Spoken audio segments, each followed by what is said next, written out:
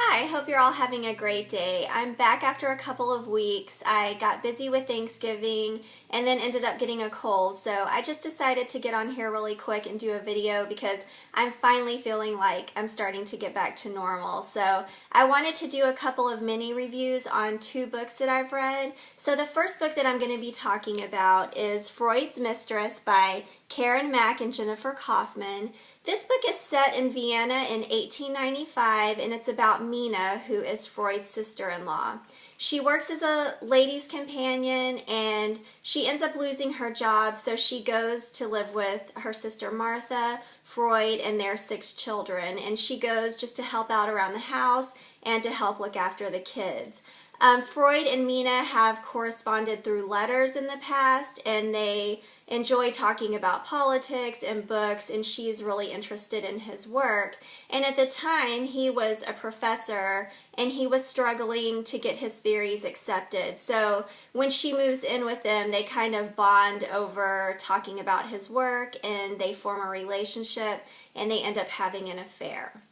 So that's what the book is about.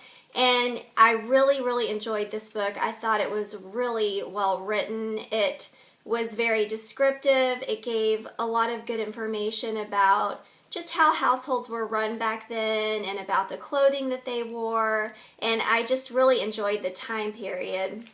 I thought the authors did a great job of just creating that atmosphere, and it's a really good book. I thought it was interesting that it was written by 2 people, and I'm really not sure how that even works in the writing of a book, but the writing was seamless. So I really enjoyed this book. I know that I read some reviews before I read the book, and a lot of people said that they just couldn't get into the story because they couldn't think of Freud as a romantic character. And so it just wasn't believable, but I didn't have a problem with that at all. I got drawn right into the story. I didn't even really remember what he looked like, or I'm sure I had seen a picture of him when I was taking psychology in college, but it just didn't bother me at all. It wasn't a problem. Like I said, got right into the story. It really draws you in. So I would definitely recommend this if you enjoy biographical fiction or if you like historical fiction, and I would give it 4 out of 5 stars. I really liked it. I know that in biographical fiction, typically they take a fact that they know for sure happened in a person's life and they just embellish on that. But in this particular book, it's not known for sure whether Freud and Mina really did have an affair. And in fact, Freud's biographers had said that they didn't. And so in 2006, in a hotel in Switzerland, I believe, they discovered a register where they had signed in as Dr. Freud and Frau, which is wife, and it was Mina who was with him, and they ended up staying in the same room. So I think after that was discovered, more people thought that they probably had an affair. But the authors give several sites of articles that you can go and read if you want more information about that. So I thought that that was really interesting. So really good book. I really enjoyed it. The next book that I read was Cover of Snow by Milchman. I had mentioned this in my library exchange video, and the reason that I decided to pick this up was because I had seen it on Book Page's blog a while back. In April, they had a list of the best books of 2013 so far, and this book was on the list, so that's why I decided to pick it up. This book is a mystery, and it's about Nora, and she wakes up one morning, and this isn't a spoiler, it's on the first couple of pages, but she wakes up one morning to find that her husband has committed suicide. He's a police officer in the small town that he grew up in. They had moved back there.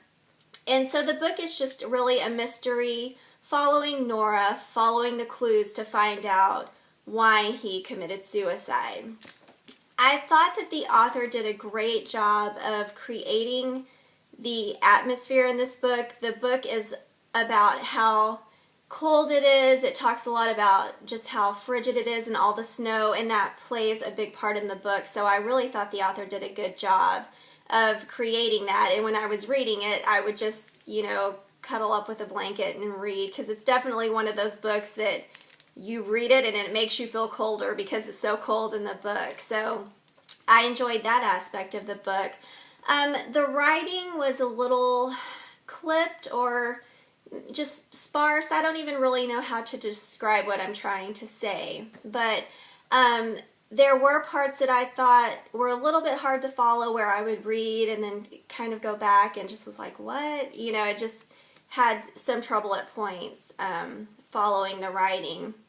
Most of the story is told from Nora's point of view, but interspersed throughout there are chapters that are told from the third person point of view. So you do kind of have to get used to that format. I thought that the story, if you can just suspend logic and just get into the story, I think it's much more enjoyable. When I first started reading it, I would kind of get frustrated because I would think, oh, that couldn't have happened, or it couldn't have possibly happened that way. But I think if you can just suspend logic, get into the story, you'll enjoy it a lot more, because while Nora's on the quest to find out what happened, she just always happened to talk to the right person who could tell her what to do next, or she ended up in the right town, or she found a picture or even a videotape that showed her exactly what she needed to know. So I thought that that aspect of the book was a little too convenient, but like I said, if you can just get over that and just go with the story, then I think if you're looking for, you know, a quick mystery to read, then this might be something you want to pick up. But I would give it 2.5 out of 5 stars. I really debated between 2.5 and 3, and it's like, I wish I could give it 2.75, you know, like the Olympic scores. If they can do it, then I can do it too. But I would just have to give it a 2.5 star rating. But like I said, if you're in the mood just for a quick mystery, then you might enjoy it. So those are the books that I read, and if you have any books that you've read lately and that you would recommend, of course let me know, because I'm always looking for something good to read. So I'm hoping that I'm able to make more videos now.